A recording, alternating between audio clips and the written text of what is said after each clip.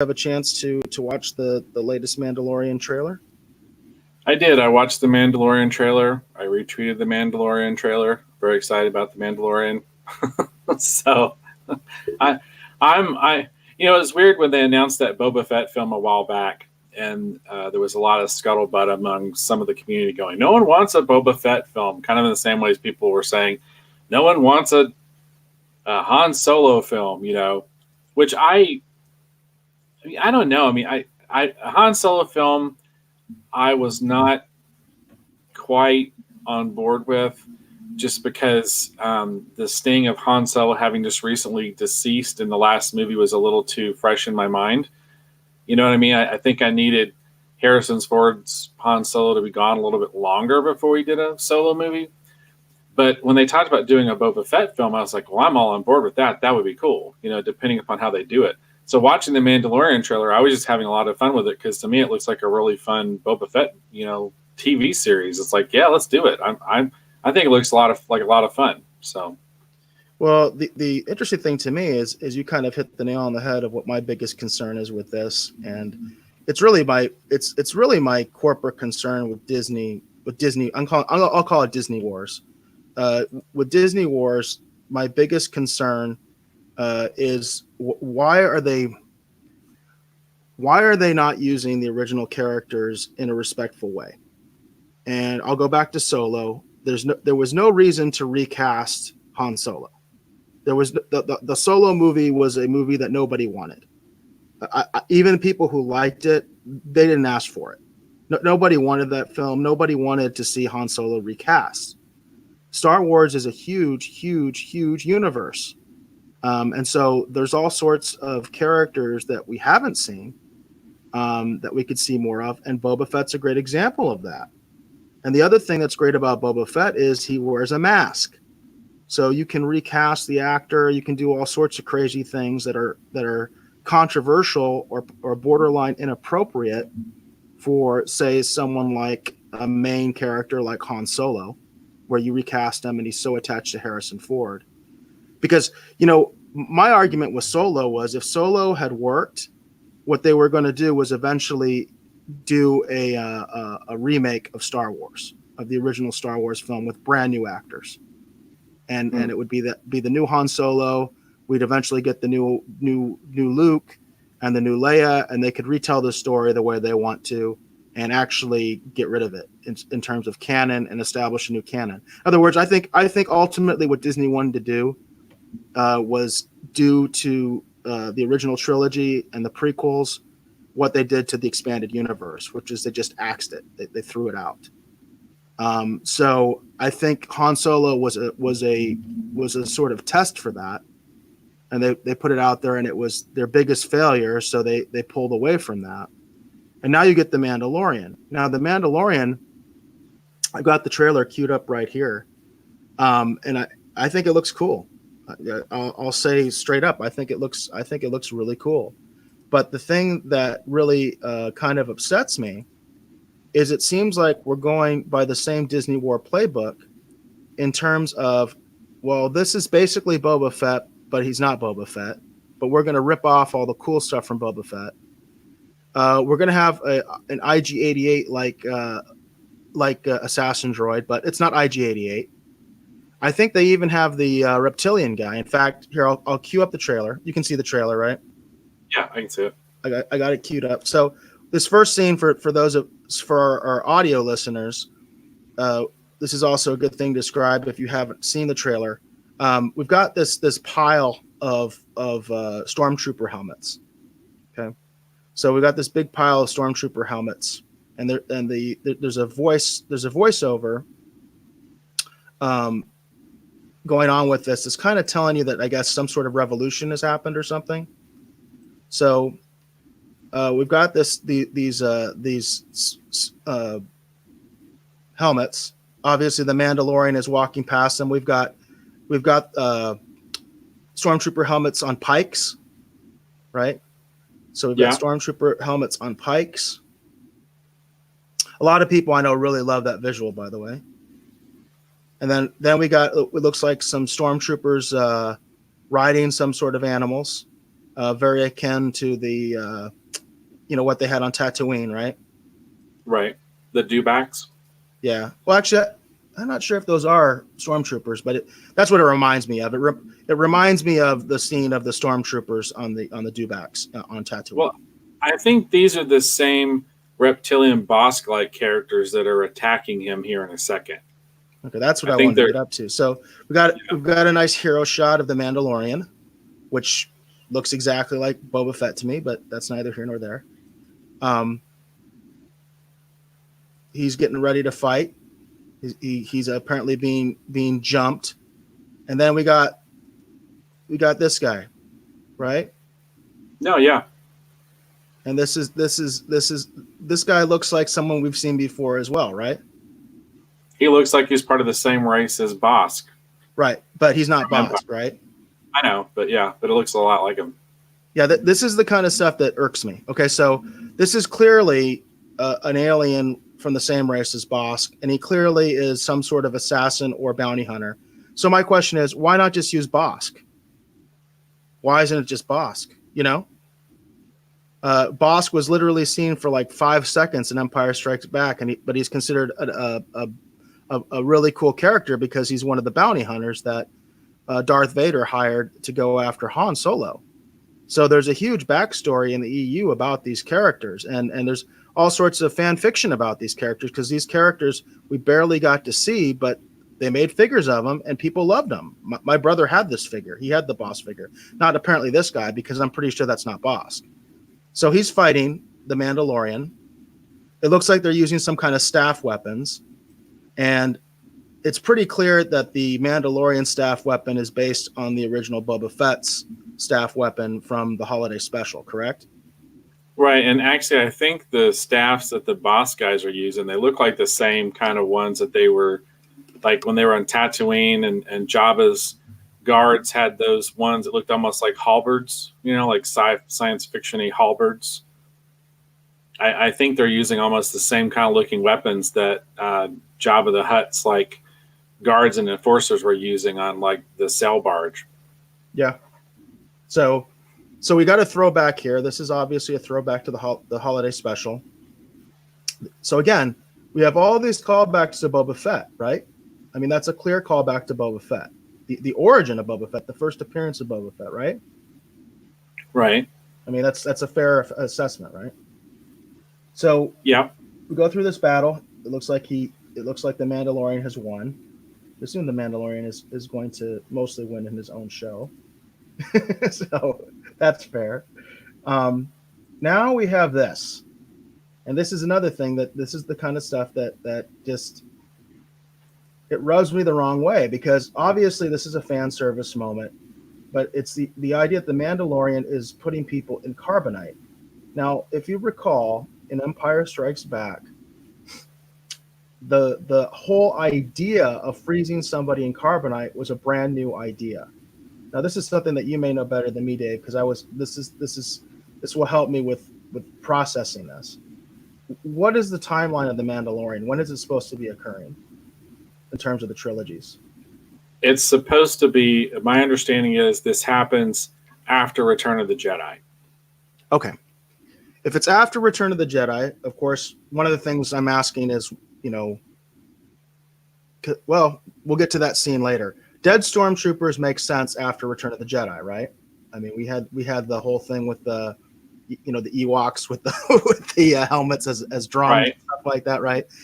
That image makes sense after Return of the Jedi. Makes complete and total sense.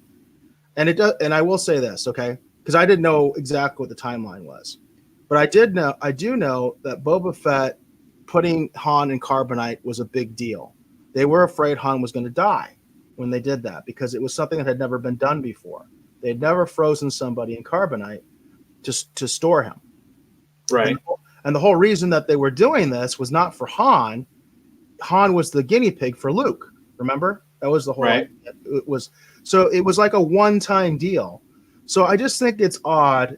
And if this was Boba Fett, you see what I'm saying here? If this was Boba Fett, this can make sense, because we know Boba Fett knew about this little trick. He used it. Can I hit you with my theory? Go ahead. and this is probably totally wrong, but I actually have in the back of my head, I have a feeling that because we haven't seen the Mandalorian with his helmet off yet, I have a weird feeling that it might even be possible that when the Mandalorian takes his helmet off, it turns out the Mandalorian is Boba Fett.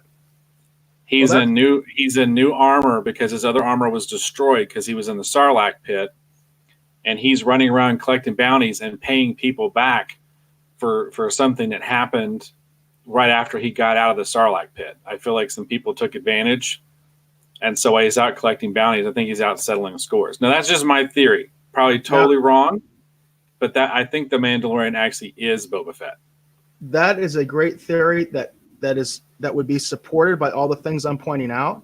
It would make total sense, and because it would make total sense, I'm going to say it's not. That's not the way it's going to go down. I'm just going to say it straight up. I'm using the argument that because your argument is actually so valid and makes so much sense, that's not what they're going to do. Because these are the things I'm pointing out. Like what you're saying explains everything I'm pointing out, and it completely makes sense. It's totally logical. It would fit. It would make the show so much better to have that revelation at the end that this is Boba Fett. You know what I mean? Right. Because then it makes sense. Right now, it doesn't make any sense. And I will say, regardless of whether he's Boba Fett or not, we still have the issues with I'm always screwing up the reptile's name, the Bosk, right? The Bosk type aliens.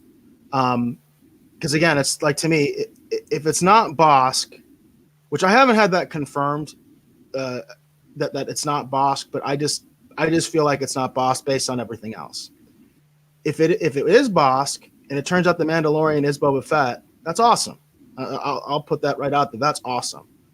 But if it's not, that's my big question, and that's my big question with the carbonite, because this is something that only Boba Fett was doing. He only did it for a one shot, and it was Vader's idea. Okay, so the idea that some other Mandalorian is doing this in mass. I mean, he's not. I mean, look at him. It's like he collects all his bounties this way. To me, that's fan service. To me, that's just weird. And that this is the Disney Wars type stuff that I don't like, because it's fan service to me is when you do a throwback that has no context to it. If you're right and the Mandalorian is Boba Fett, the context is clear. Then it makes a lot of sense. If I'm right and the Mandalorian is a quote unquote new character, and I say that quote unquote, just like Jakku quote unquote is a new planet quote unquote, then it's just a rip off and it's fan service. See what I'm saying? That's kind of where our little divide is right now. So we've got the carbonite, multiple people in carbonite. Lucasfilm logo comes up. Now we've got a ship, which I assume, I don't know if you've heard anything. Is this the Mandalorian ship? I think so. I mean, I haven't had that confirmed, but the way that they're featuring it, I'm figuring it's the Mandalorian ship. And it's a little weird looking to me, at least from this angle. This is from the front, so it looks like it's got it's kind of got like a little bit of a I guess a T shape, where it's got two engines on the top. I have a feeling that have you ever seen the Roger Corman film Battle Beyond the Stars? I don't think so. No, I've heard of it. I've heard of it, but I don't think I think this ship is inspired by Nell from Battle Beyond the Stars, because Battle Beyond the Stars is basically a science fiction Magnificent Seven Samurai kind of idea. Okay. You know what I mean? And it's very much because if I remember correctly, Seven Samurai inspired Magnificent Seven, and Magnificent Seven and Star Wars essentially went on to inspire Battle Beyond the Stars. So I have a feeling that this is a callback to Nell from Battle Beyond the Stars. Cool. Yeah, I'm not familiar with that one, but just to describe this to our listeners, if anybody's listening to the show. So it's got like two engines on the top that look kind of like standard jet engines, and then it's it looks like it's got kind of small wings on the side, and then there's some sort of structure in the middle that you assume is where the cockpit bridge, that kind of stuff, is the storage area. I think we get another angle of this in the trailer. So go forward. Now we're on a wooded planet with this ship. We get to see the back of the ship, which pretty much looks like the front of the ship, quite honestly. Over a wooded area, and then we get to see another view of the ship, which now we can see that clearly it does have a fairly large cargo area, and then we assume the bridge is in the front somewhere. We can see the one of the prisoners in carbonite. Actually, we can see four of them, right, that are outside of the ship. Right. So we got four prisoners in carbonite that are being unloaded from the ship. I guess what you would call the cargo passenger section of the ship does kind of remind me of Boba Fett's ship. The top of it does not, but this part does. This part does remind me of Boba Fett's ship. And certainly the landing pad is another sort of callback to Empire, because if you remember, the Boba Fett ship had a ramp like this, and that's how they unload the carbonite. So again, this is another callback for sure of Boba Fett. So they're unloading it. We get to see another ship next to the Mandalorian ship, which that ship kind of reminds me of the ships in the U-Wing in Rogue One. Does that remind you of that at all? Yeah, a little bit. I like it. It looks cool. Yeah, I like the U-Wing. I thought the U-Wing was pretty cool, and that reminds me of the U-Wing. Now, before you move forward, I want you to look at that ship sitting over there and see how it's got those two pieces kind of jutting forward, and you got the cockpit in the middle. Yeah. If you can envision two pointy sort of rocket-shaped things coming off the ends of those, and you look at the way that landing gear is down, that I think that's also a bit of a callback to the starfighters from Buck Rogers in the 25th century. Oh, I can see that. I can definitely see that with the cockpit. I can even see that with the little symbol there. On the cockpit. If you just have the triangular laser blaster things on the front, they had like the Gatling gun kind of looking laser stuff embedded in them. You stick those on the ends of those two parts that are jutting out, and it's very reminiscent of that. And that's a Ralph McQuarrie design. So, which is why I think that because I think that's an intentional callback. And now from Battle Beyond the Stars is actually a James Cameron design. That's why I think this other ship is a callback to Nell, especially even from this view. I really think that that's a loving salute to Nell from Battle Beyond the Stars. That's it. Do you know if Favre is a fan of either of those, Buck Rogers or I think most of us that grew up with the genre entertainment and if you look at all the things that Star Wars inspired and spawned, that as a diehard fan, wouldn't it be fun to not just have fan service and callbacks to Star Wars, but why don't we actually look at all the other things that came from Star Wars, and let's call back to those too while we're at it. Yeah. Because I'll be honest with you, when I look at a lot of the design work in The Mandalorian, part of the thing that has me excited is I'm seeing callbacks to things that Star Wars inspired, kind of coming back to Star Wars in a weird way. And when you consider a lot of the people that designed that stuff either also worked on Star Wars in the case of Ralph McQuarrie, or were inspired by Star Wars, like James Cameron and his work on Battle Beyond the Stars, I think it's really kind of neat. Yeah, it is. And like I said, that's a really good eye on your part. Obviously, you're a professional artist for a reason. And because it's funny, you said, saying that other ship, the one that I said looked like the U-Wing, that because it does have a symbol that looks exactly like the United Earth symbol from Buck Rogers. It's blue. It's got that kind of same shape, that same basic shape. So that's pretty interesting. And this is actually a really neat shot, by the way. I will say that this is a neat shot with it. You can see the two ships, the Mandalorians walking through a big archway, obviously into this city. That does remind me very much of Mos Eisley. You know what I mean? I mean, it does. Oh yeah, for sure. It totally reminds me of Tatooine, Mos Eisley. Although he was flying over a wooded area, so I think this might be a planet that has more than one ecosystem. What a shock! I mean, we might actually have a planet with more than one ecosystem. All right, so Mandalorian's walking into town. He comes into a very obviously a throwback to a bar scene with a bunch of aliens, right? me go back to Right. that because it fades out pretty quick. I have to be quick with the button here to kind of describe to anybody who's listening. But we can even see it looks like a Greedo type alien here. You know, lots of aliens, humans too, but this is clearly a callback to the bar scene in the original Star Wars. But what's interesting about this one too, in my opinion, is we've had them try to do versions of that scene in a lot of the other Star Wars movies and the different stuff that they've done. But this is the first thing that really does remind me of the cantina. This is a seedy place. You know what I mean? This is on the far end of space. And I like the fact that it's very reminiscent of that, because in the prequels when we got it, they were basically in a bar on Coruscant, and it was Blade Runner. It was very different. You know, it was like that, but not.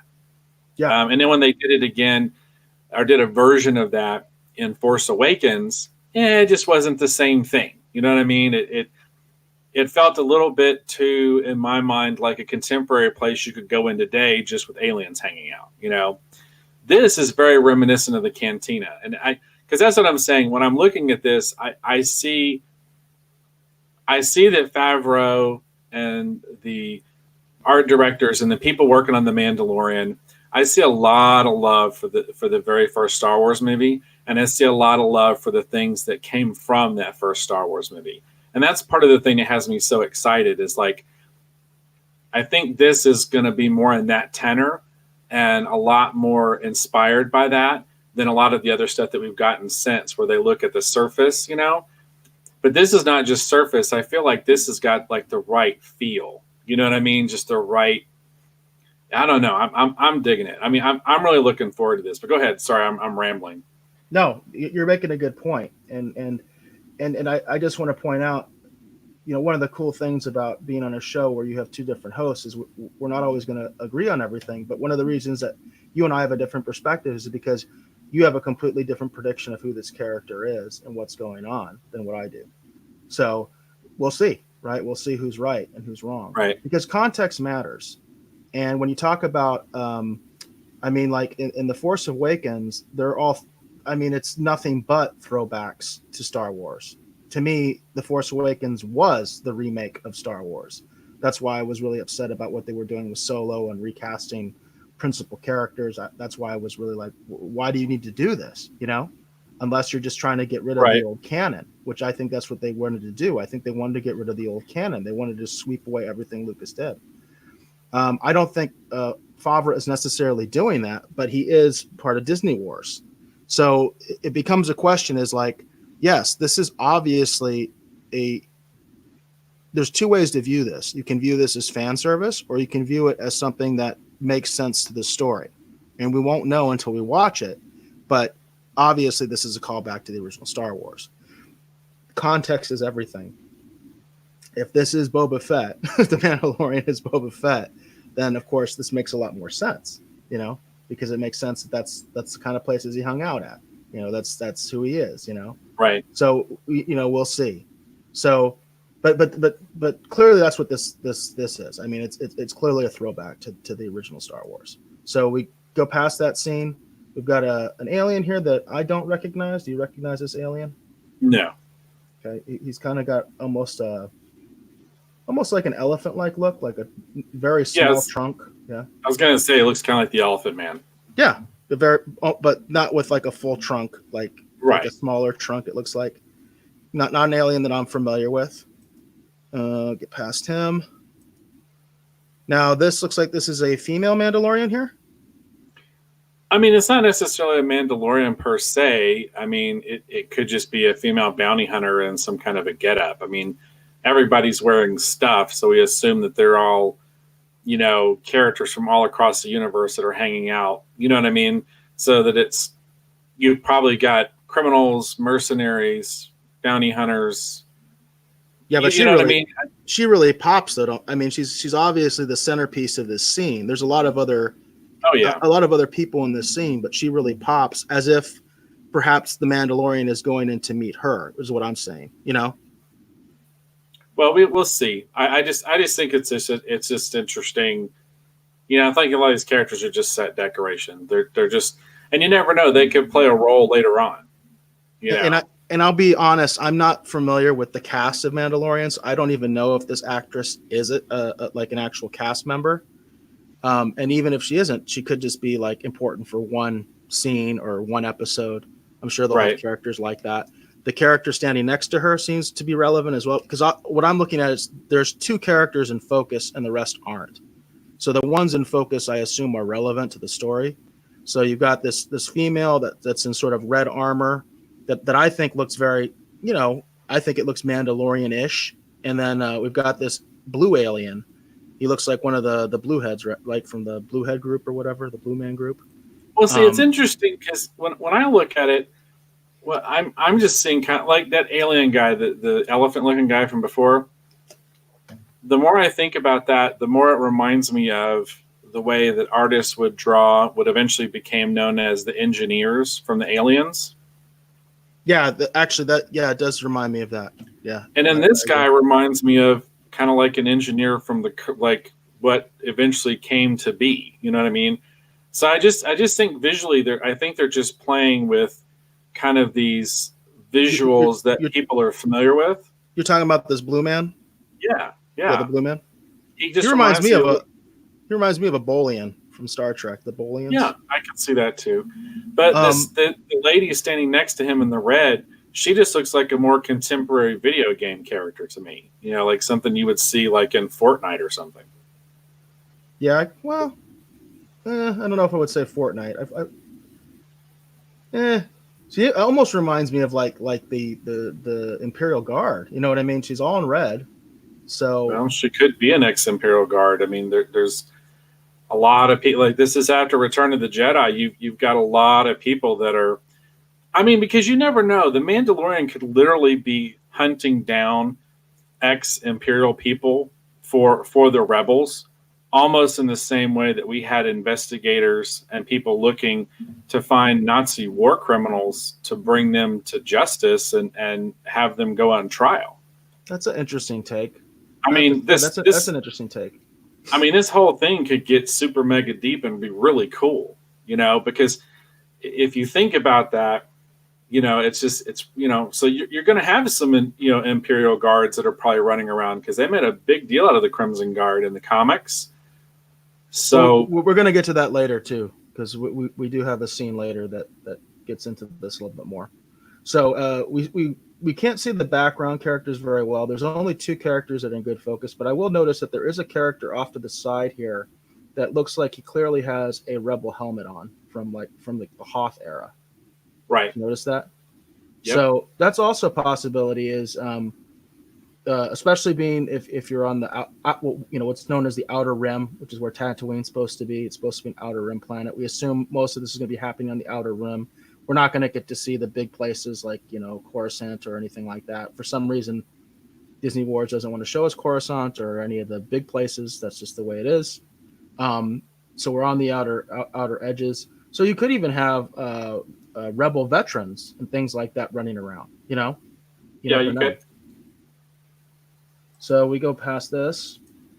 It does seem to me that these characters are relevant, again, because they're in focus. It seems like we're looking to me, it seems like we're meant to be looking from the perspective of the Mandalorian himself. That's my thought.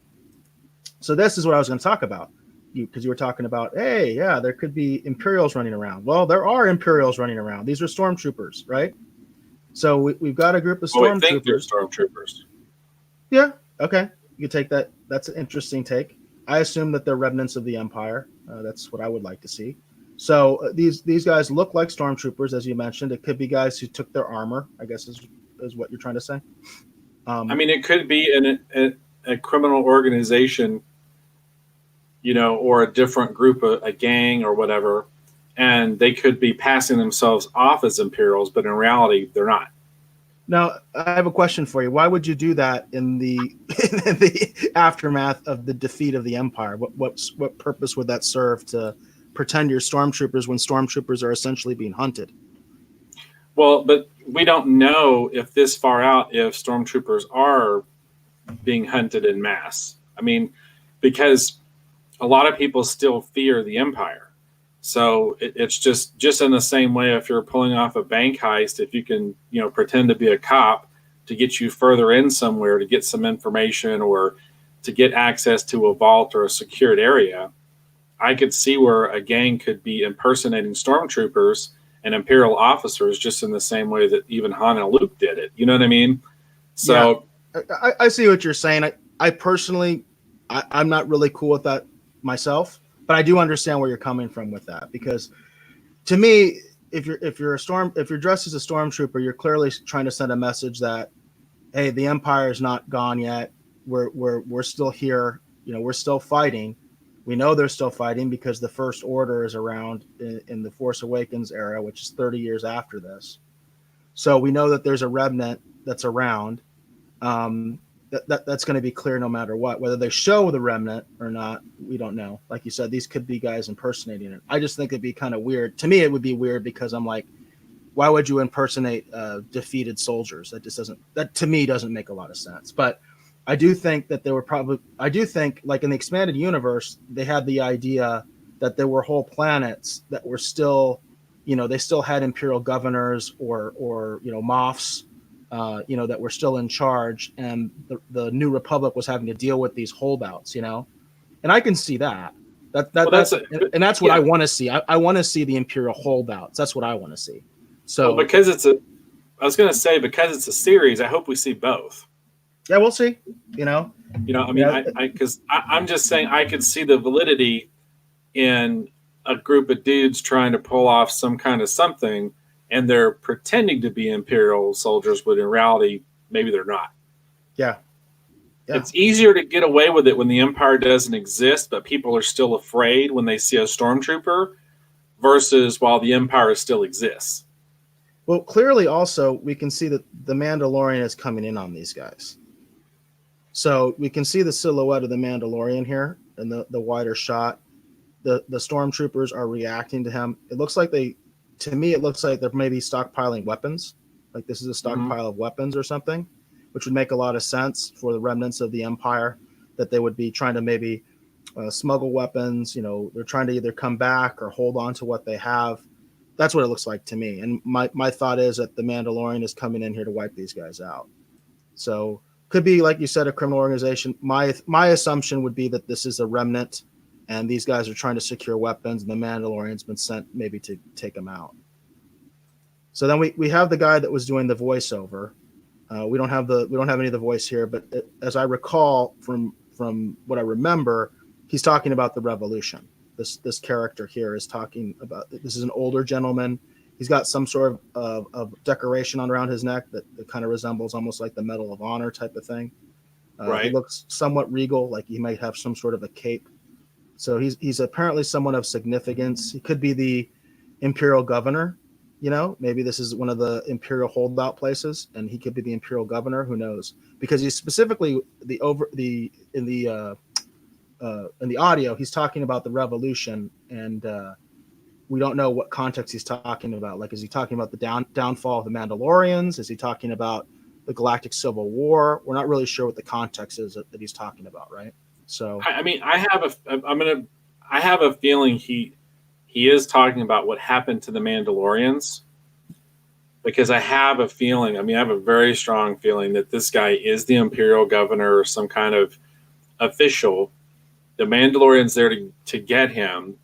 And he's trying to appeal to the Mandalorian by going, look, I understand what happened to your people because it's happening to my people right now. And I do think the Mandalorian is basically being paid to run around and hunt Imperial officials down. Kind of like what happened, in the wake of World War II. I really think that that's going to be a large context of what this is about. Well, I think that's what makes sense to me. To me, it would be open season on Imperials. It would be like everybody would be trying to get a piece, before they're all gone, that kind of thing. That's the context that I think of it as. And so, yeah, I do think that this guy absolutely could be an Imperial governor. But I do think, and I do lean more towards what you're saying, that he's talking about the Mandalorian. The downfall of the Mandalorians themselves. but we won't know until we see it for sure. But I agree with you. I think that's what he's talking about. Whether he's the governor or not, we don't know. He may be a Mandalorian himself. Who knows? So we'll find that out later. But I think the theory that this is actually some sort of imperial official does make a lot of sense. He's got regalia that says that he's important, but nothing that specifically says empire. You know what I mean? I don't see, like, he's got some like buckles and things like that, and I don't see a specific imperial symbol on him. Right. It's very Roman in a sense. It has that Roman governor kind of. There's something about the way that he's attired and everything. That's what it reminds me of. It's like something you would have seen. You know what I mean? Yeah. So we go on this. Now we see the Mandalorian is actually fighting stormtroopers, and we can see that these are indeed guys dressed in stormtrooper armor. And yes, I'm going to assume they're stormtroopers that he's fighting. He's taking them out pretty good. You know, the obviously, you know, the stormtroopers are just going to be fodder for this guy. So he's taking them out pretty decisively, very lopsided. This is all coming out November 12th, by the way. That's part of the trailer here. Now we see this child. Again, we see red. We see the color red. This child sort of reaching up. I don't know if she's reaching up. Looks like a girl reaching up. I don't know if she is reaching up to the Mandalorian. I don't know if this is going to be sort of a Logan thing. You know, if this is going to be a major character, like he has to protect this girl or something like that, or if this is just a random girl reaching out to him, or maybe it's a different character.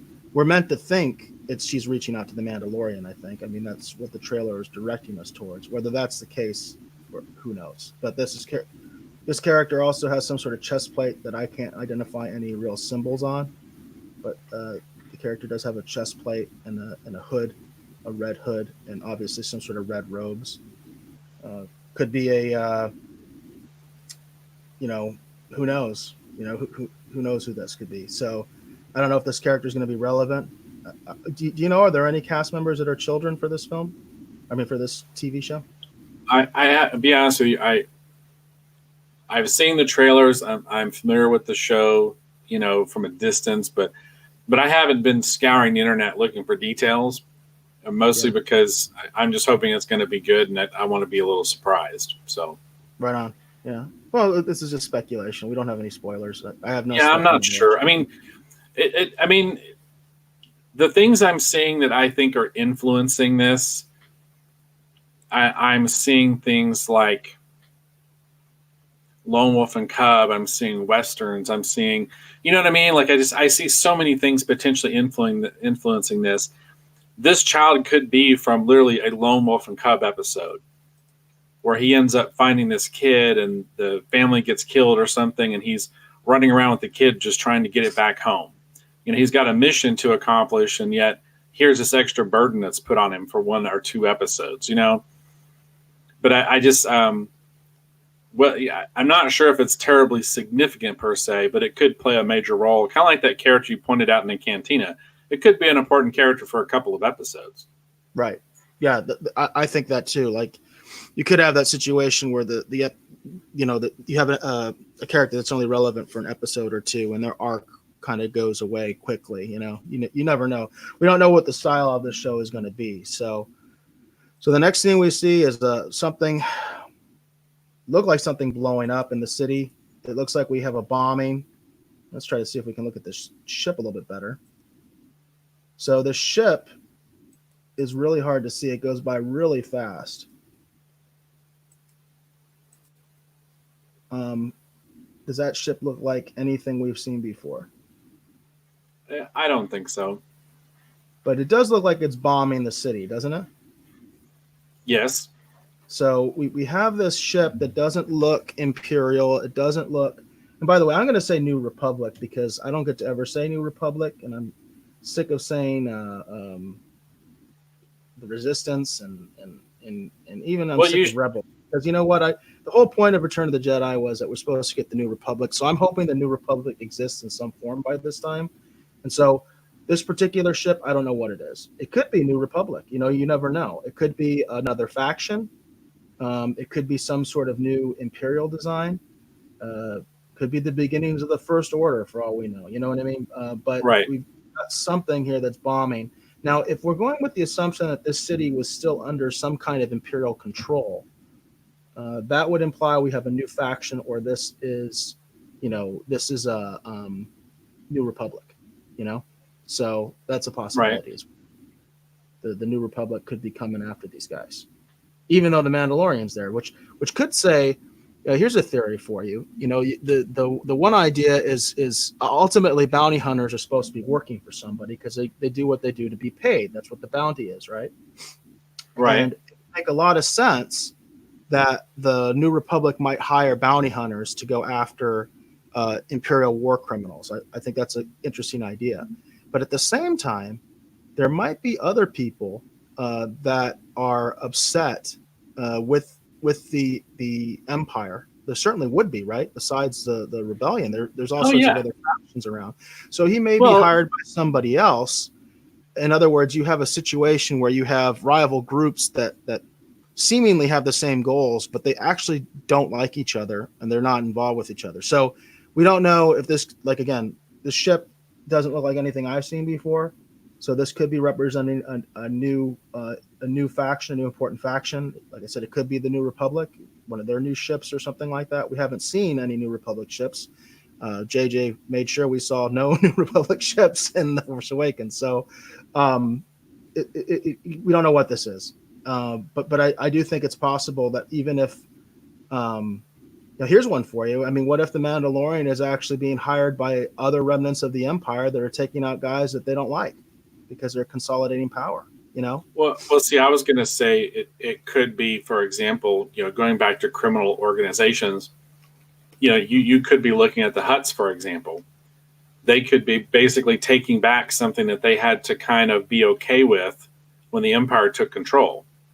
Yeah, now that the Empire I personally think the Hutts should be devastated at this point. But you never know. You never know. I mean, there's more than one Hutt, but the main Hutt is dead, and the vast majority of his best people were dead. So right, but I'm not saying the Hutts specifically. I'm just saying those groups that used to have control of some of these worlds, which could be literally like criminal organizations. Maybe the ruling class that existed before. They could be using this opportunity because there's going to be chaos in the wake of the events of Return of the Jedi. Before the new Republic is even totally established, they could be going, okay, here's our chance. We're going to take our planet back, and we're going to get these. You know what I mean? The Mandalorians themselves exactly. reorganize as a group. Yeah, absolutely. There are many other planets, many other factions. All these Imperial planets used to have their own governments and stuff like that. So yeah, it could be anybody. So now we got more people in red. So obviously the red is significant on this planet. You see the battle droids in the background? I just saw them, and that's funny because I never noticed this before. So we clearly have the prequel era battle droids here, which is really nice. It's nice to see. That's nice. I personally like that because it was very conspicuous that JJ was using no prequel stuff. The only reference to the prequels was a offhand remark about cloning. And then that's one of the things I liked about Rogue One is I felt Rogue One fit very well between Revenge of the Sith and the original Star Wars because it had so many callbacks to the prequels. They were subtle. They were mostly Easter eggs, but they were there. And so it's nice to see these guys are not, prequel haters like JJ is. Because these are clearly, if not the actual, Trade Federation droids, clearly inspired by the Trade Federation droids. So yeah, I didn't notice this before the first time I saw it. Nor did I really take note of this family. Obviously, this is a family. They're in the red. And I'm trying to think, besides the Imperial Guard, do we know of any other races or any other factions where red is really relevant? I mean, nothing comes to mind. They almost have sort of a mystic kind of look to them, don't you think? Almost like something Force related, to me.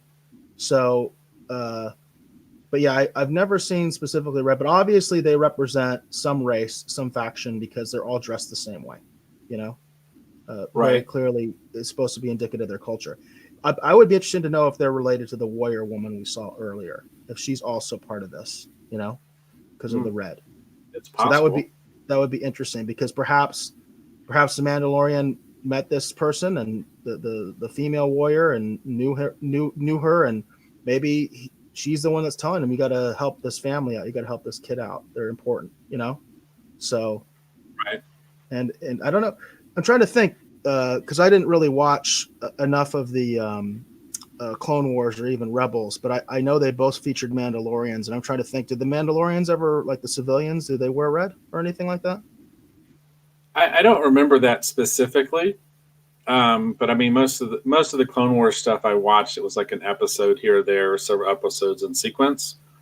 I didn't see a lot of the pre-Vizsla Mandalorian stuff specifically, but I wouldn't be surprised if this The show. stuff that I saw, they were all. Go ahead. Right. But all I was going to say is just I mean, I could see where I could, because John Favreau, if I remember correctly, was the voice of Pre Vizsla, like one of the key Mandalorians. And then I know Dave Filoni is playing a fairly large role in helping with the Mandalorian, and of course he's the one that fleshed a lot of that stuff out, with George Lucas. So I just have a feeling like this Mandalorian is going to be what a lot of us diehard fans have been waiting for. So just saying that right I'm now. going to throw a theory out here too, based on these battle droids and the ship we saw before. That ship very much does remind me of the Trade Federation. So this could be a Trade Federation remnant that's getting involved with this stuff. That would be really neat if they Yeah. actually had like a remnant of the Trade Federation. They're like, hey, Empire's gone. We're coming back. So that'd be neat. That'd be interesting to me if they went that route. And definitely, I could see that ship that was bombing them be sort of a trade federation, whatever the trade federation was after the Empire, be something like that. And these are their droids, their droid army, that what's left of Right. it. So, visionary new series.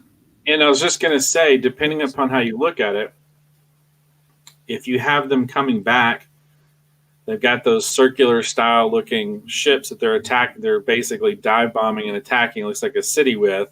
And then they have these mechanized robots running around basically doing their bidding. Kind of reminds you of the Cylons a little bit, doesn't it? Yeah, very much so. Yeah, I'm with you on that. Yeah, maybe it's the droid faction. Maybe they're no longer controlled by the Trade Federation. That would be consistent with an IG-88 type droid that we're going to see later, right? So, right. The backstory of IG-88, at least the old backstory, was that IG-88 was basically an assassin droid that killed his creators, and he basically went rogue. He decided to do his own thing. So that would be a neat callback to the EU, to the expanded universe, if they went that route and actually showed a droid faction. A faction of droids that are just out there killing everybody. But also, too, an interesting way to call back to something that, again, was inspired and created in the wake of Star Wars, too. Yeah, the Cylon thing, obviously. So we got a picture here of the Mandalorian using his rope weapon that obviously is, again, this is a total throwback to Boba Fett. Boba Fett's armor. He was able to shoot ropes. He's shooting a rope out. There is an alien that's sort of out of focus in the background. Do you recognize the alien at all? No, I did not. I don't either. Kind of reminds me of something out of Babylon 5. It's looks like he's got kind of a flat, big head. He's in some sort of robes, it looks like. So he could be it looks like this scene is in the bar. It looks like that's what it is to me. It looks like this is a scene from the bar. So maybe he's obviously capturing someone. I think in the next scene they show us a little bit more. Yeah. So we can see one of these aliens are fairly iconic, but I don't remember what they're called. There were figures of these aliens. These are the aliens that look like squids. Right. And this is it looks like the prey for the Mandalorian. So we don't know what the situation going on here is. There's nothing to identify this person as Imperial or anything like that. He looks very plain. He doesn't even look like he doesn't really look like he's of any significance. You know what I mean? But he is clearly Right. one of those established aliens, the squid type aliens, which are they the ones I think that they actually are the ones that live with the Mongol army, right? Isn't that what these are? Yeah, I think so. The backstory, the basically the Mongol army, they had the cities, and these aliens lived with on the same planet in the oceans. That's part of the expanded universe. I don't know if that's canon anymore, but I think that's what these aliens are. Anyway, they made figures of these ones. I just don't remember what they're called, but they're the squid-like aliens, and he's being captured by the Mandalorian using his rope weapon. And they're kind of showing that scene. Oh, he actually did get a shot out. I didn't even notice that before. So the squid alien actually did have a weapon. As he's being dragged, he actually takes a shot at the Mandalorian, and it appears the Mandalorian's armor actually works, unlike all the other armor in Star Wars, because he took the shot. And this clearly is the bar scene. There are people sitting at tables, other aliens. Clearly, this is in the bar or a bar. I will go back that it looks like the Mandalorian likes to shoot from the hip, so there's definitely some Western influence in this with the bounty hunter, all that kind of stuff. The Western influence is very heavy. You can see that because, it looks like the Mandalorian likes to shoot from the hip. We got one of these things that I think this is the same. Isn't this one of the animals from the arena in Attack of the Clones? I don't think so. I mean, it Pretty could close. be an offshoot. I mean, it's a little similar, but I don't think it actually is. It was very similar to me, so I could see this as being another throwback to that. Which again, I'm actually okay with that, just because the prequels got so much shade in the new trilogy movies. I mean, they're basically not referenced at all. Nothing's utilized at all from the prequels and Rian Johnson or J.J. Abrams stuff. But if this is that one of those beasts from Attack of the Clones, I'm totally cool with it. If it's not, I can see it as being a total throwback to it, something kind of an homage to that. The horn is very similar to the beast in Attack of the Clones. Right. The skin's a little different. So then we got the Mandalorian again. Now he looks like he's using his rope weapon, and it almost looks like he's being dragged into a pit, almost like the Sarlacc pit, actually.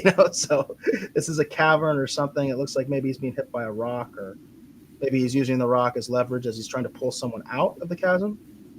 So I think he's got that rope creature. He's attached to the beast. Yeah. So he's attached to the beast. He's being drugged by the beast, which again, this is very much a callback to This is totally a callback to Attack of the Clones. He's got the beast, by the horn with his rope weapon, and it looks like he's being dragged possibly into a cave or cavern or something like that. Sometimes it's hard to tell with these things. Now we have the Mandalorian, and it looks like, I'm guessing this is his sidekick, and he's one of those Bespin aliens, one of the kind of, sometimes they call them like the pig people or whatever from right. The engineers on the Cloud City. Right. Is that what this guy is? Yeah, I think it is, and then also too, this could be again more explanation as for why the Mandalorian knows or would think to use, carbonite as a way to transport dangerous bounties, because those are the same people. If this guy actually is one of the one of the engineers from Cloud City, who actually was one of the first ones to do carbonite, I mean, and it could even be he could be talking to her like, I don't know how we're going to transport those guys. They're too dangerous. It's like, I've got an idea, and then they show this thing where they freeze them in carbonite. So right, yeah. So he literally could be from the Empire. From Empire Strikes Back. We don't know, but that is interesting speculation. It would explain how he got the carbonite trick. So but clearly this guy looks like one of those guys. He looks like one of the aliens. Yeah. From Cloud City. Whether he is from Cloud City or not, we won't know until they give us his backstory. And I'm assuming he's a sidekick of some sort, but we don't know that either. So I don't know how relevant he'll be. Oh, he does look like a sidekick. He just gave him a pat on the shoulder, so I'm going to say they're friends. So I think that's his sidekick. Whether he gets killed right away or whatever, I think that's his sidekick, his assistant. Then we have a shot of the Mandalorian with somebody else on speeder bikes in a desert area. We don't know if this is the same planet. This may be a planet with multiple ecosystems finally, or maybe a different planet. Maybe Tatooine for all we know. So we got a desert planet. I guess it could be Jakku, right? It could be Jakku, right? So I'm hoping it's Tatooine. What's that? I'm hoping if they're gonna go back to someplace we've seen before, I'm hoping it's gonna be Tatooine. I mean, either that or it might be that new planet that supposedly is a part of the Galaxy's Edge thing, because I know they need to start connecting some dots there. So theoretically, it could be that planet too. Yeah. I almost wouldn't mind if it was Jakku. It might be a little too convenient, but I mean, at this point, I don't think Rey's even been born, so it's not like something where we would have something with her. But you know, if it was Jakku, I would like a little bit more on-screen background about the Battle of Jakku, because the only reason I even know about that is because of reading through one of the books, and you know, I thought that's one of my other criticisms of The Force Awakens is, why didn't you show that or tell us about that in the movie? Because to me, that's kind of relevant and kind of cool that basically the last stand of the Empire was at Jakku. That's why there's Imperial ships littered all over the planet. So, but we don't get to see that. So it would be nice for me to see something on screen that talks about that, or even see the actual battle, because I don't know how far after Return of the Jedi this is. I don't know if it's supposed to be like immediately after, or a year or two after, or what it is. So we got a hero shot of, it looks like the Mandalorian walking through the desert with like the sun either coming up or coming down, sort of twilight. We got another view of his ship, it looks like, and he's being attacked by somebody. So we can see that he's being attacked by somebody. Kind of get some different angles, but we can't really see who the other ship is. We kind of have this view at the end here, but it's really faded out. I'm going to see if I can get a better shot of that. Yeah, it fades really quick. Yeah. So they clearly don't want us to know who the second ship is. Yeah, it's already fading before the other. So basically what they're doing is they showed us a shot of the Mandalorian ship clearly being chased by someone, being shot at. And we get a very quick view of the second ship, but we're already dissolving into the next scene when we get this view of the ship. So clearly that ship is going to be identifiable, I think, in the show, because they don't want us to know what it is. It's got blue engines. That's all I can really say right now. Very hard to see. Now we've got the Mandalorian ship on the ground. These look like different characters, right? I don't think that's the Mandalorian. So these look like different characters. No, this is. I think this is Carl Weathers and a couple of his cohorts or whatever. Oh, Carl Weathers. That's right. I forgot about him. Yeah, that does look like Carl Weathers. So it looks like maybe Carl, like you said, Carl Weathers' character with his crew. Here come. Yeah, that's exactly what it is. We can see this very good establishing shot. So we got Carl Weathers' character. He's in the center. He's in focus, and he's got three other guys with him that clearly are probably his boys. You know, his crew. Right. We don't know exactly what the relevance of his character is yet, do we? Do we know anything about Carl Weathers' character? No, I know nothing about that character at all. So, the aliens that are with him aren't really distinctive to me as anything I've seen before. Actually, there's one alien on the far right of the scene that has this sort of weird helmet, and he does remind me of that Constable Zubio or whatever, the very first Force Awakens thing that came out and turned out to be completely irrelevant. That's the only thing that he reminds me of. To me, it's kind of it looks like sort of like a Mobius kind of looking design. So I just have a feeling. I have a feeling that we're seeing a lot of like sort of subtle callbacks to things that came in the wake of what Star Wars inspired. Well, I will say the guy standing next to him, he's like in a long trench coat, and he has a mask on. He actually looks like a ranger from the Fallout New Vegas video game. And the guy over here on the far left, his armor he's got on looks a little bit like something that would have been Mandalorian, and he's got some of the. There's just a feel about it. You know what I mean? Yes, it does look very. It looks Mandalorian to me. His armor definitely looks Mandalorian to me. Whether it is or not, I don't know. And it looks like he's green. He's a green alien. Yeah. But I don't recognize his race. All right, now we've got another female warrior, completely different attire. Looks very Mandalorian. So I am thinking these might be Mandalorians. That Carl Weathers maybe at some sort of Mandalorian settlement or even a refugee place, for Mandalorians. Because we know the Mandalorians have had some problems. So now whether this scene really does happen chronologically right after the Mandalorian meets up with Carl Weathers' character, I don't know. But this clearly looks like a village with like civilians. And this girl here clearly looks like she's got more of a warrior because she's got armor on. And her armor does look very Mandalorian. But she has no helmet. Right. So, and that's Gina Carano, who is an actress and a martial artist who I love whenever I see her on screen. Did you see the Steven Soderbergh film Haywire? No, I'm not familiar with that film. She is such a complete bad butt in that film. It's just amazing action sequences. For a period of time in the wake of Haywire, she was kind of who I wanted to see portray Wonder Woman in a Wonder Woman film. Oh, that makes sense. I can see that. She's got very dark hair. But yeah. She's like she's an incredible martial artist. So the fact that she's going to be in this, I'm very excited because it means we're going to get some really amazing martial arts sequences in the show. Okay. So I would say she's definitely probably a Mandalorian. So we'll see. Or she could be some other race, but definitely looks like a soldier, warrior type woman. So, but it is interesting. It looks like she's in some sort of village, and it does look like there's like just regular civilians at this place.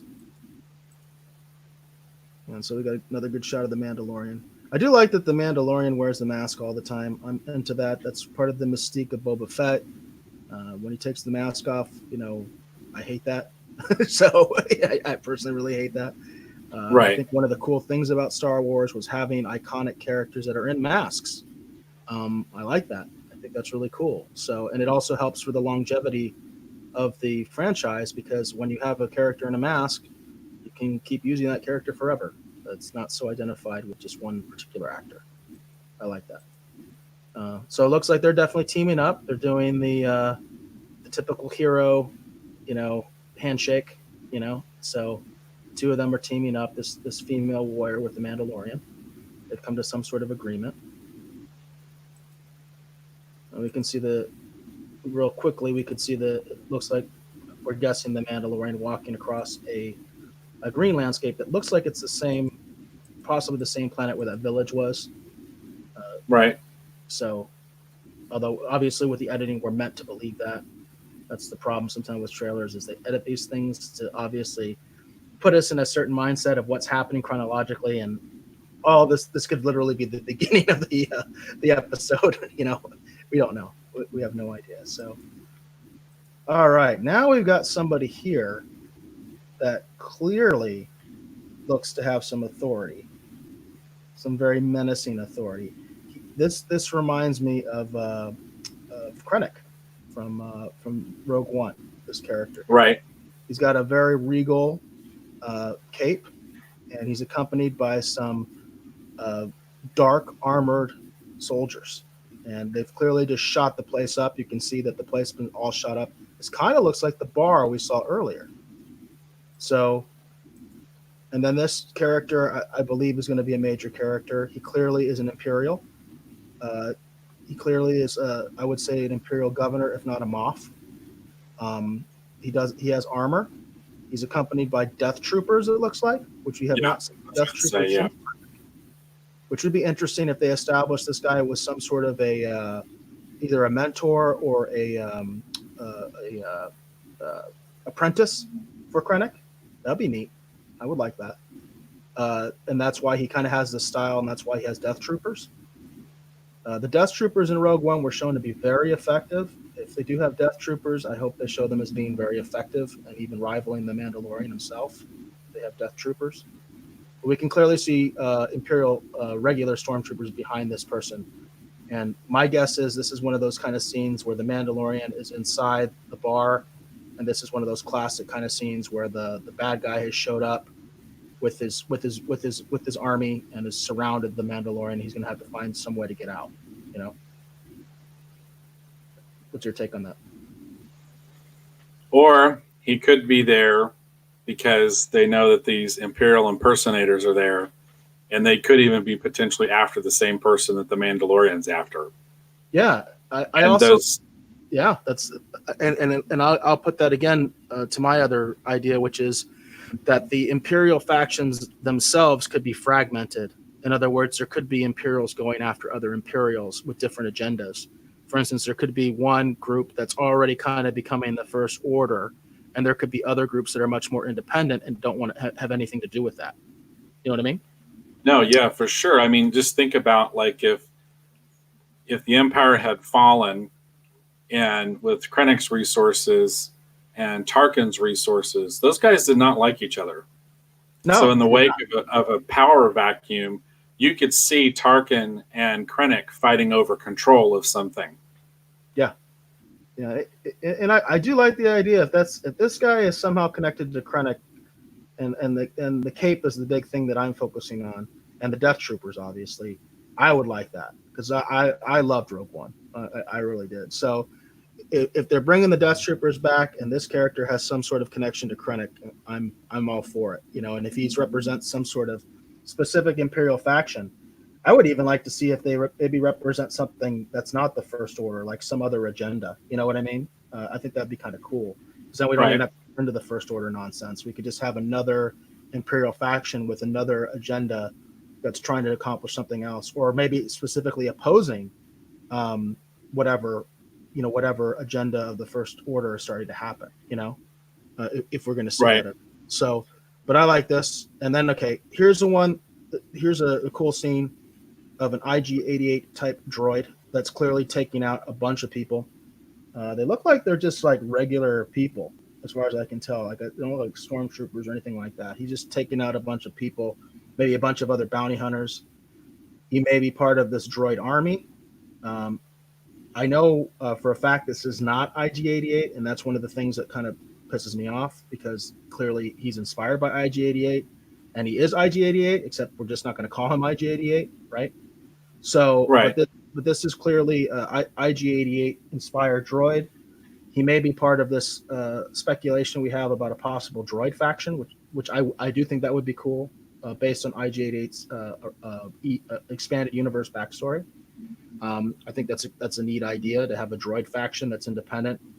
But if it would, for me, I'd be like, well, just make the leader IG-88. That would be really cool, But I'm not in charge of this stuff, so we'll just use a droid that looks exactly like IG-88 and just call him something else. So it is a cool scene. It does look cool, but again, my issue is why isn't this IG-88? It should just be IG-88, in my opinion. So he's taken out a bunch of people. I think a lot of people have seen this scene and have noticed it because it is a pretty cool scene, the way that being a droid, he kind of fights in 360 degrees without really moving. Right. I think that's pretty cool. So I do want to kind of go back and see if I can see a little bit more of who he's fighting. He's taking out a lot of people, but it's really hard for me to tell. It looks like it's the same place where the bar's at, that sort of Mos Eisley looking place, but it's hard to tell. It's hard to tell who he's fighting, but they don't look like they're Imperials, that's for sure. Then we got another scene of the Mandalorian with the woman. Let's go back to that. I didn't see her face very well. There we go. Now this is a different actress, right? So yeah, that's not Gina Carano, and I don't think that actress is supposed to be her younger either. I mean, it's obviously the same village. Could be someone he has a connection with. I mean, that could actually be like where he's from. You know what I mean? Maybe this is where a pocket of Mandalorians settled. You know what I mean, on a different planet, and they've been kind of hiding out, in the wake of everything that had happened. So, Yeah, I do think this is a Mandalorian village, whether it's on their planet or it's some sort of refugee situation. I don't know. Uh, my understanding is the Mandalorian homeworld is devastated, so it could very well be the homeworld because it looks very primitive. So, my thought is that yeah, this could be his wife, his girlfriend. Could be a flashback. It could be during that same scene we saw earlier with the more warrior looking female. But clearly, this is a woman that has affection for the Mandalorian and is close to him. So we've got some sort of either love interest. I mean, could be a sister, I guess, but some female character that obviously is very close to him. Looks like she might be even getting ready to take his mask off, huh? yep. If they do that, I hope they don't show his face. I really like the mystique of the original Boba Fett, and I just don't like the whole let's take the mask off. I have a feeling if they show his face, it's a big reveal, and like I said, I have this theory that that's actually Boba Fett. I could be totally wrong, but I just have this feeling that it actually is Boba Fett. Yeah, well, we'll see. I mean, obviously there is an actor cast as the Mandalorian. It's not the actor who played either Jango Fett or Boba Fett in the prequels. You know what I mean? So we'll see. I know, but after coming out of the Sarlacc pit, he's going to have makeup effects. I mean, you don't have to have the same. You know what I mean? Yeah, you could have his face all distorted and stuff, but yeah, what I'm really worried about is a typical thing that always happens. It really, really, honestly pisses me off with all the superhero movies, which is they got to take their masks off because we got to see the actor's face because actors can't act anymore, and it really pisses me off. It really does because it's like this is a character, and yes, I know there are difficulties with performing in a mask, but if you know anything about the history of drama. It comes from Greece, and the Greeks wore masks, and it's not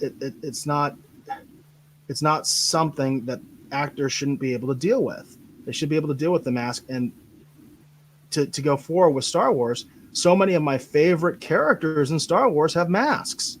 The most iconic characters in Star Wars have masks. I mean, Darth Vader, I say no more, Don't take the mask off unless it's really important, really relevant, and it's just a quick thing, Keep the mystery. That's my thing. Keep the mystery. And I agree. When his mask does come off, if it ever does, it should be a big moment. It should be a big reveal. We should get something special out of that.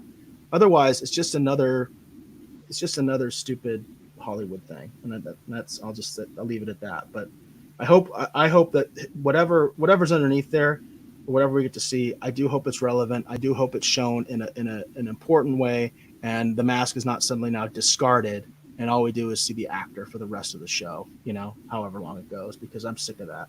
I'm honestly sick of that. All right, so we got, I think that's Gina Carano. So it's hard to get a good shot because it goes straight to that. Right. She's shooting or being shot at, and so she's shooting some weapon. It looks like she might be in that bar scene. So that obviously goes back to the continuity of the trailer being different than what we're probably going to see in the movie. Like he may go to that village first and she may even pick her up, or who knows, so because this does look like it's in the bar from earlier. So we don't know what the continuity of these scenes are, but clearly she's being involved in that fight, possibly with all those stormtroopers that are sitting outside, so. Then we get another cut that's clearly meant to show that this is who she's shooting at, but he looks like he's in a different thing. He looks like he's more like in a ship rather than the bar. At least that's what it looks like to me. This could be the bar. The lighting's weird. It does have the same red lighting as her weapon. So this could be the person she's shooting at. I believe this person is, from what I remember, I think he actually is an important character in the show. Like he's part of the cast. And he's that's Bill Burr. That's who? That's Bill Burr. Okay, so do you know what his character is in the show? No, it's just crazy to me they cast Bill Burr, who's a great stand-up comedian, to be in this. But I don't think she's actually shooting at him. I think this is something completely unconnected. but I think he may even be a character that's actually helping the Mandalorian. I think he's an ally. I think he's a Interesting. fellow bounty hunter / mercenary type of character. I don't think he's going to be a villain. I think he'll be someone who will be allied, an ally of the Mandalorian, just like Gina Carano's character I think is. That's interesting. I was thinking the opposite, that he's like a rival, but he has a cool weapon. He has this sort of over the shoulder blaster that's on some sort of what I assume is like a mechanical arm, Yeah, connected to a harness, and then he has a regular blaster as well. So he's definitely got a cool, interesting look, something kind of we haven't really seen before, specifically in Star Wars, at least not a lot, with this sort of what looks like, I said, like almost like a mechanized arm that has this other weapon on top of it, and that weapon's firing. And right. But if you go back to the Western analogy, you remember that sometimes gamblers and these different characters, they would have that hidden derringer or whatever, and it had a mechanized thing where it would come out into their hand. I think this might be the Star Wars equivalent of that same kind of idea. Yeah, it definitely makes sense with the Western theme that you can kind of see in this trailer. So he's also got 2 guns too. So he's got 3 guns going, pretty formidable there. So and very very much Western, with the 2 guns in his hand, and then like you said, this sort of mechanical arm and all that kind of stuff. So pretty cool look. Then we got, looks like we're using the grappler. We're going to be using the grappler a lot, it looks like, in The Mandalorian. I guess that's something Favreau really liked. I always liked it too, honestly, from Boba Fett. So this looks like it might be a TIE fighter that he's flying, like he attached to and is flying off. That's what it looks like to me. What do you think? No, it's very reminiscent of a TIE fighter. So it's hard to tell the scale. I don't know how far back he is and what kind of shot this is, but that's what it looked like to me initially. It's got that same kind of color, that sort of grayish. Yeah, and if you had the toy as a kid, you can see right here on the right-hand side, if you push the button, that's the little part where the little wings on either side would fly off. Yeah, that's what I was thinking too. Yeah, and then you can kind of see what looks like the hatch on the top. So when he flies by it, you can see it a little bit better there. Oh, and we can see who's in it. Yeah, it's totally a TIE fighter. Is that the character we saw earlier, the one with all the stormtroopers? Yeah, it's the guy. I don't remember his name, but it's the actor from Breaking Bad. That's him. So I guess maybe things didn't go well for him when he cornered the Mandalorian. Huh? He's trying to escape by himself in a TIE fighter. That's how I take it, Although, I'm trying to see if the armor is the same as in the other scene. That I can't tell. The armor does look a little bit different because it looked like a very clear chest plate that the armor he was wearing earlier. So clearly this guy is going to be a important, at least for a while, as a villain. He obviously represents some sort of Imperial remnant, and the Mandalorian has some issues with him. They probably have some history. So, but whether this was like right after the previous scene, or if because they do this with these trailers, this continuity. This could be like an early scene. This could be like in the first episode, and this character ends up actually getting some help. After escaping, barely escaping the Mandalorian, he comes back with his boys. So we'll have to see. But it definitely looks like he's trying to escape in a TIE fighter, and the Mandalorian has grappled onto it and is trying to get in through the hatch. You can see very clearly there that the Mandalorian's on top of the hatch, and this character is looking up at him. And we got another shot of the kind of more of a hero shot of the Mandalorian. He has the original Boba Fett weapon from the holiday special appearance, the animated version. He has that weapon. Apparently that weapon is going to be very prominent for him, which is interesting to me that they chose the holiday special weapon. But I know that there's a lot of people that like the holiday special version of Boba Fett. They like the color scheme. They like all this stuff. So but that's clearly from the holiday special. That's clearly, what that is. And then we got The Mandalorian, original series, streaming November 12th from Disney and all their other companies. All right. And that's it. So, overall impressions of the Mandalorian trailer. Well, like I said, I see a lot of fun callbacks to a lot of different things. Um, for example, if you will click over to my screen here for a second, this is Nell from Battle Beyond the Stars. I've seen that ship before. Yeah. Yeah, it's been in a. Yeah, they did a bunch of really good effect shots with it, and then Roger Corman like repurposed it and used it in all kinds of stuff. I think there's another series that used this ship, and I'm guessing that they were doing it as an homage because I've seen this design before, and I have not seen the film you're talking about. So, but the you know it's got that same thing with the two engines on the top. It's all kind of flat on the top, and then the cargo passenger area is on the bottom. So yeah, it looks you're right. It looks almost exactly like the Mandalorian ship. But I think there's another, and I think it was an obscure sci-fi movie too that had a ship that looked like this as well. Yeah, that's what I'm saying. Like Roger Corman, they reused the effect shots they did for Battle Beyond the Stars for a whole bunch of different sci-fi movies that came out afterwards. Yeah. So the Nell was in a bunch of different movies as just random ships, but Nell originally comes from actually Battle Beyond the Stars. So, but yeah, no. Anyhow, yeah. So, but there you go. Any other impressions about the trailer, about the Mandalorian trailer? I mean, for me, like I said, I'm looking forward to it. It looks like it's going to be a lot of fun.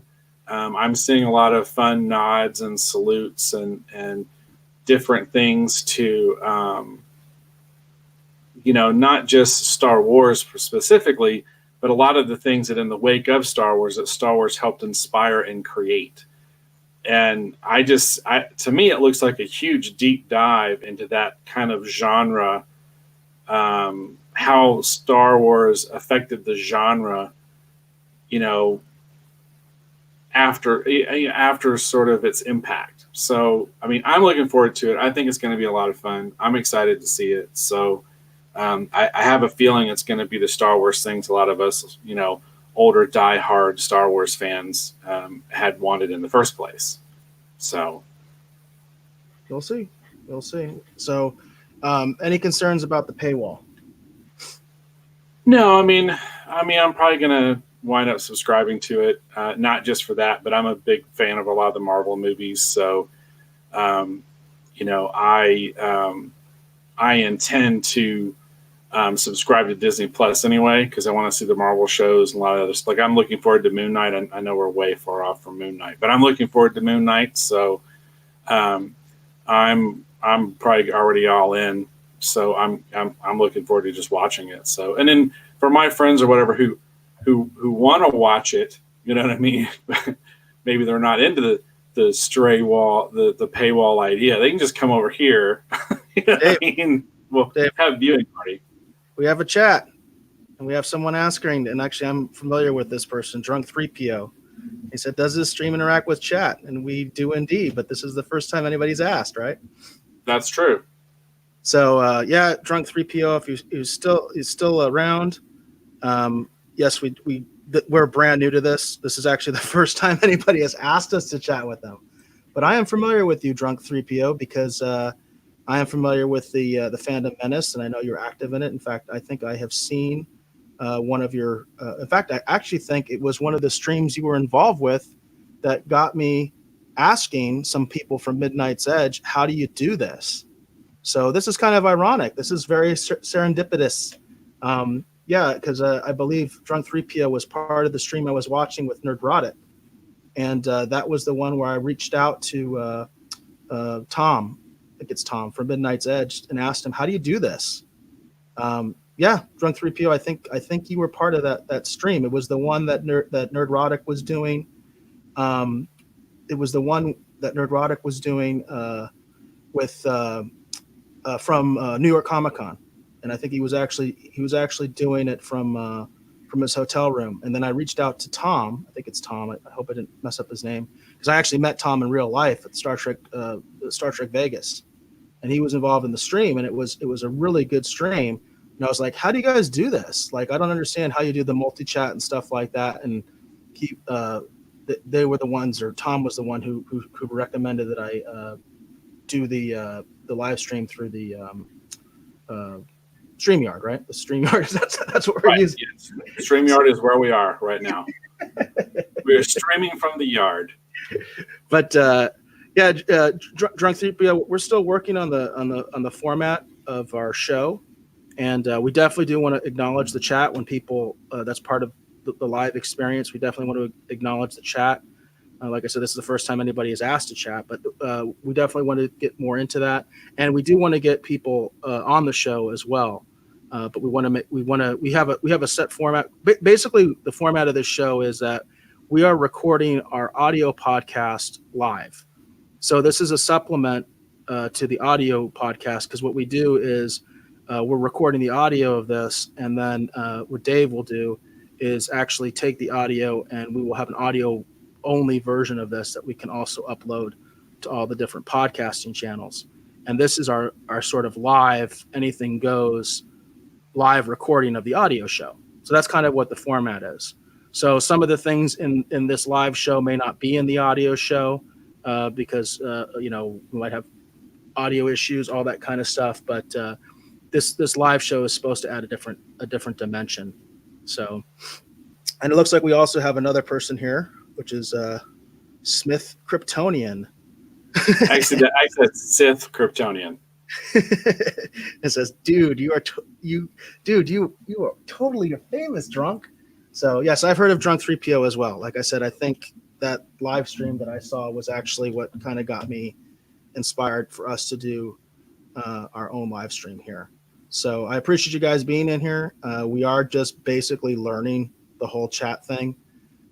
We do want to be more interactive in the future. We've already kind of reached out to some other folks about being on the show, right, Dave? About actually being on the show, talking to them live. And Drunk 3PO, you definitely might be in that category where we would like to talk to you live, especially about Star Wars.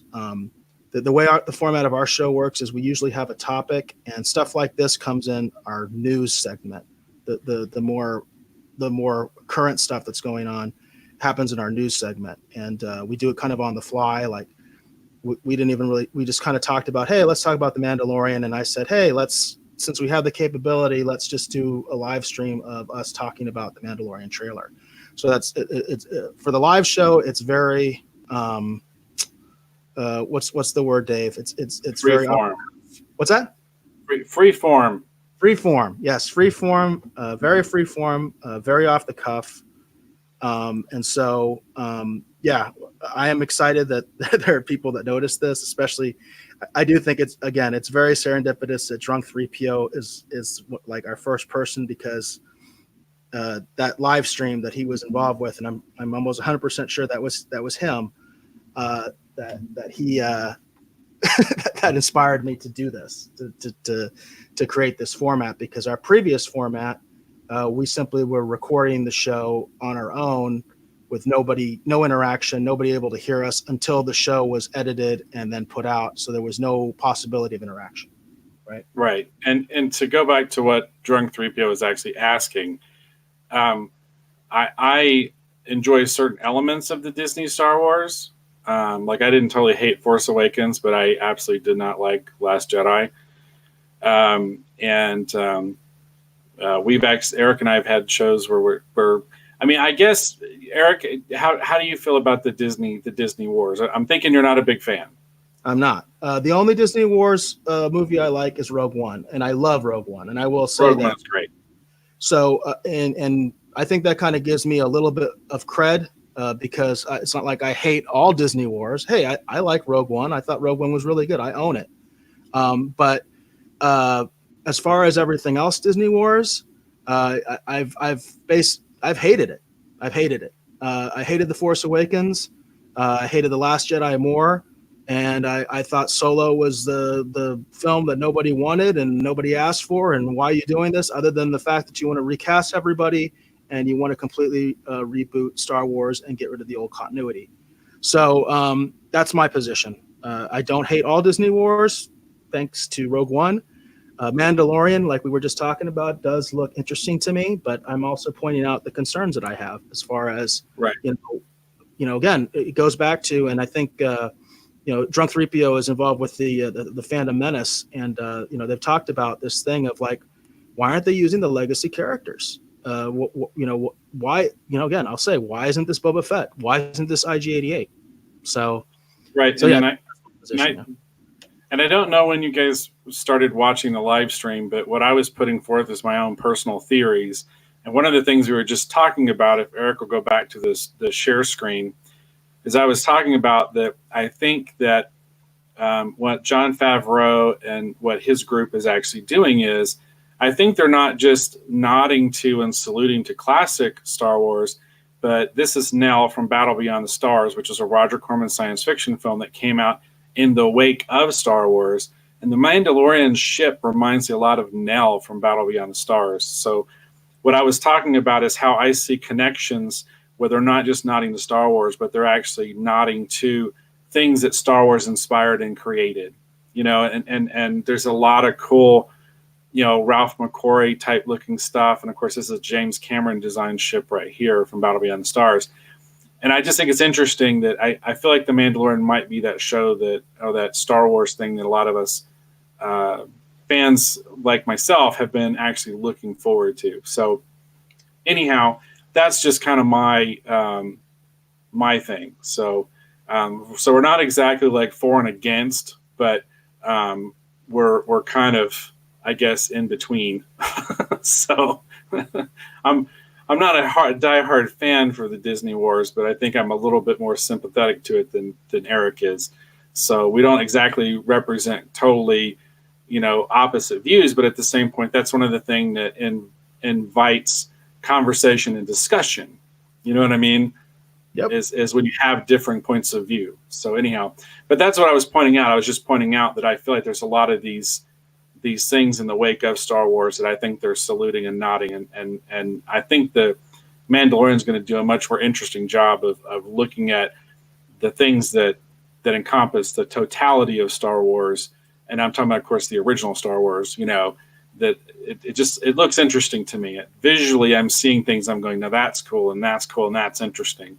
But we'll have to wait. I want to acknowledge Sith Kryptonian's comment that Akbar should have been in Holdos's place. And Holdos is, or I don't know if I'm pronouncing her name right, the Laura Dern character in The Force Awakens. And I couldn't agree more. I loved Akbar. I thought Akbar was an amazing character. I thought the way he died was complete crap. He should have been the one to the suicide run. In my opinion, that would have been a great heroic way for Akbar to die. I was appalled by that. It's one of the reasons I really hate that film.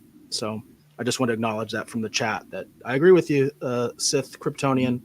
Akbar should have been the one in place of Holdus, or however you pronounce her name. Right, for sure. And